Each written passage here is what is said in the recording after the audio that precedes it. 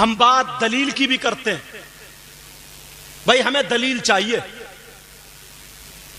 اب اگر میں اعلی حضرت کا فتویٰ سناؤں تو کچھ لوگ یہ کہیں گے ہم تو اعلی حضرت کو نہیں مانتے، دیوبند والوں کا سناؤں تو تم لڑ جاؤ گے، اب کس کا سناؤں یار، جھگڑا پھر بھی ایسے ہی، بمبئی والوں کا تو ادھر والے نہیں، ادھر والوں کا ادھر والے نہیں، اب کس کا سناؤں، کس کا فتویٰ؟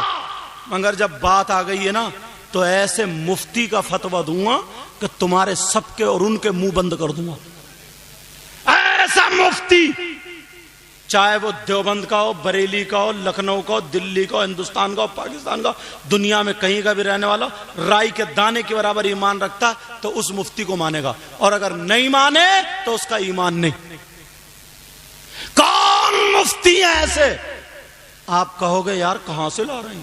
میں آج کے دور کے مفتیوں کی بات نہیں کر رہا ہوں، میں تو ٹائم بچانے کی وجہ سے ایک دم ڈائریکٹ راستہ بند کر دیتا ہوں، راستہ بند۔ کون ایسے مفتی ہیں جن کو بریلی والے بھی دیوبند والے بھی مانے، اور اگر نہیں مانے تو اس کا ٹھکانہ جہنم ہے؟ کون مفتی ہیں ایسے؟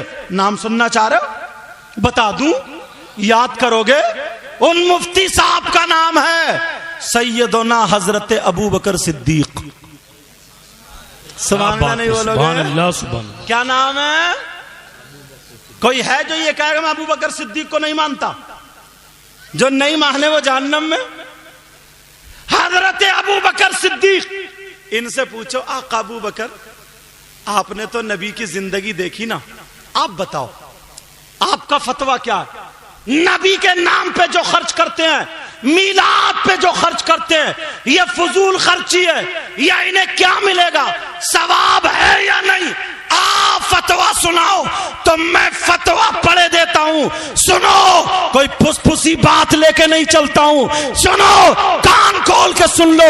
حضرت ابو بکر صدیق کا فتویٰ سنو، فرماتے ہیں من انفق درہمن علی قرات مولد النبی صلی اللہ تعالی علیہ وسلم وکانا رفیقی فی الجنہ۔ ابو بکر صدیق کی زبان عربی تھی تو میں نے وہ عربی بھی پڑھ دی تاکہ کوئی یہ نہ کہہ دے کہ اپنی طرف سے بتا کے چلے گئے۔ حضرت ابو بکر صدیق بولے من انفق درہمن علی قرات مولد النبی صلی اللہ تعالی علیہ وسلم وکانا رفیقی فی الجنہ۔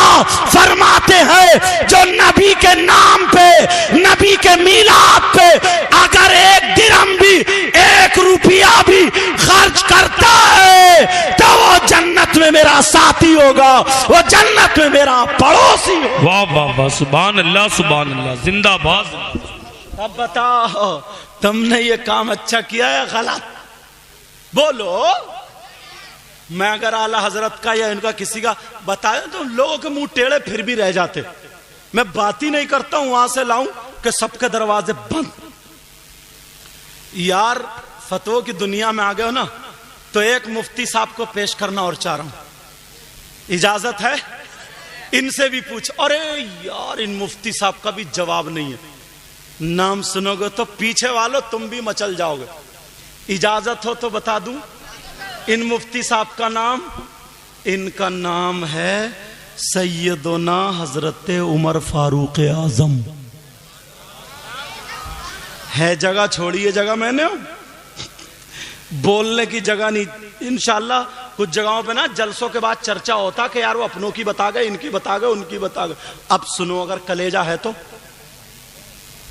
حضرت عمر، اللہ پوچھو اے آقا عمر آپ کے بارے میں تو نبی نے یہ فرمایا کہ میرا نبی جس راستے، وہ میرا عمر جس راستے سے نکل جاتا ہے شیطان اس راستے سے ہٹ جاتا ہے۔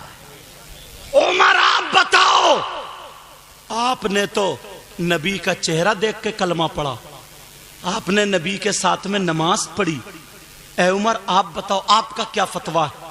اگر کسی نے نبی کے نام پہ خرچ کیا، یہ جلسہ و جلوس کیا، میلاد پڑھا اور پڑھوایا، آپ کیا کہتے ہیں، آپ کا کیا فتویٰ ہے؟ تو پیارے یہ بھی سن لو، حضرت عمر فرماتے ہیں من عظم مولد النبی صلی اللہ تعالی علیہ وسلم فقد احیا الاسلام۔ حضرت عمر فرماتے ہیں اگر کسی نے میلاد پڑھا اور پڑھوایا، اس کی تعظیم کی، نبی کے نام پہ خرچ کیا، تو فرماتے ہیں فقد احیا الاسلام، اس نے اسلام کو زندہ کر دیا، اسلام کو زندہ کر دیا۔ اب بولو صحابی کی مانو گے یا کسی 2 ٹکے آدمی کی مانو گے؟ بولو کس کی مانو گے؟ میں اپنے فتوے سناتے ہی نہیں، میں ان لوگوں کو فتوے سناتے نہیں، میں تو وہ اٹھا رہا ہوں کہ تمہیں اب جواب دینے کی ضرورت ہی نہیں پڑے گی۔ یہ اب بتاؤ تم نے 10 100 روپے 20 50 کر کے خرچ کیے، یہ غلط ہے یا صحیح ہے؟ تم خود فیصلہ کرو۔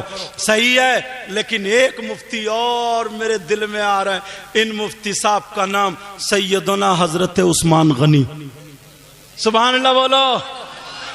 یہ وہ مفتی ہیں جن کو نبی نے دنیائی میں جنت میں بشارت دے دی۔ کوئی ہاتھ اٹھا سکتا عثمان غنی کے بارے میں؟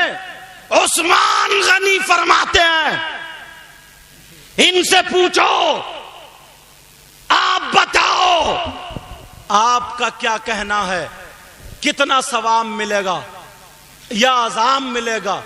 قرآن کی آیت پیش کرتے نا ان المبذرین کانوا اخوان الشیاطین، یہ فضول خرچی میں نہیں ہے، محبت میں، محبت میں۔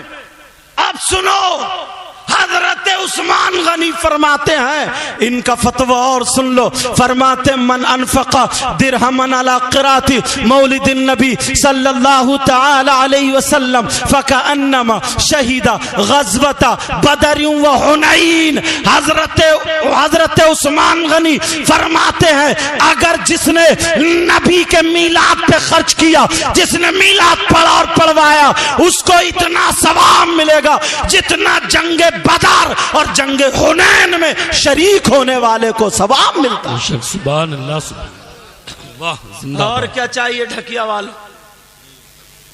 وہ جو لوگ غلط بتاتے کہ یہ ڈوب مرو ایک چلو بھر پانی میں، تم کسی کا بھی ایسا فتویٰ دکھا دو۔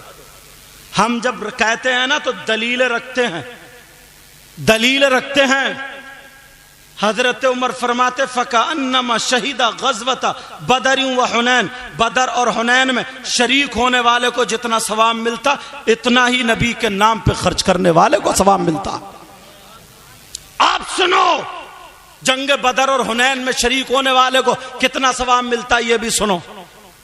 آقا فرماتے ہیں اللہ کی راہ میں 100 اونٹ، قریب 100 اونٹ ذبح کرو، اور جنگ بدر میں 1 قدم زمین سے اٹھا کر کے زمین پر رکھنے میں 100 اونٹوں کے برابر ثواب ملتا۔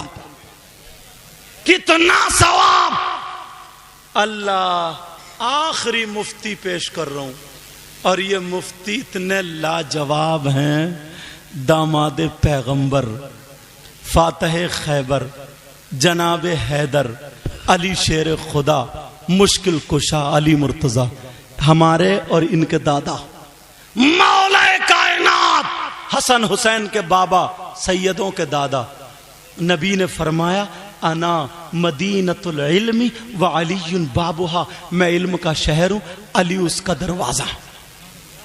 علی نے ایک مرتبہ اعلان کر دیا تھا کوئی مجھ سے کچھ بھی سوال کر لے میں اس کا جواب قرآن سے دوں گا۔ سبحان اللہ بولو۔ سارے لوگ ہکا بکا، یہ جملہ بولنے والی ذات صرف حضرت علی کی تھی۔ صحابہ میں چرچا، علی ہر چیز کا جواب قرآن سے دے دیتے، علم اتنا تھا۔ ایک یہودی آ گیا، اس نے خوب پڑھائی کی، خوب پڑھائی، مگر اس کی کچیا ڈاڑی تھی۔ کیا تھی بولو؟ اور حضرت علی کی بھری ہوئی تھی۔ کہنے لگا علی میں نے ایسے سے سنا، جی۔ کہا یہ بتاؤ میری کچیا ڈاڑی، تمہاری بھری ہوئی ڈاڑی، اس کا ذکر قرآن میں کہاں ہے؟ قرآن میں ولا رطب ولا یابس الا فی کتاب مبین، خشک و تر ہر چیز کا بیان قرآن میں، تو میری ڈاڑی اور تمہاری ڈاڑی کا ذکر کون سی آیت میں بتاؤ؟ آج کا مفتی ہوتا تو کھیل گیا ہوتا۔ یہ حضرت علی تھے، حضرت علی بولے کوئی صحیح بات پوچھ لے، ڈھنگ کی پوچھ لے، تو اپنی کچیا ڈاڑی لیے پھر رہا، صحیح بات پوچھ۔ اس نے سوچا علی سے بت نہیں رہا، کہا نہیں او لوگوں آ جاؤ اکٹھے ہو جاؤ، علی ہار رہے ہیں۔ پھر دوسری مرتبہ کا حضرت علی نے کہا دیکھ اچھی بات صحیح بات پوچھ، اور بھی تو بات۔ پھر اس نے 100-200 سے اکٹھے کر لیا، آ جاؤ۔ تیسری مرتبہ میں پھر کہا تو حضرت علی گھوم کے کھڑے ہو گئے، نہیں مانتا تو لے سن لے، قرآن پڑھتے ہو تو پتہ چلے گا تمہیں زندہ باد۔ قرآن میں، مگر قرآن تم کا پڑھ رہے ہو؟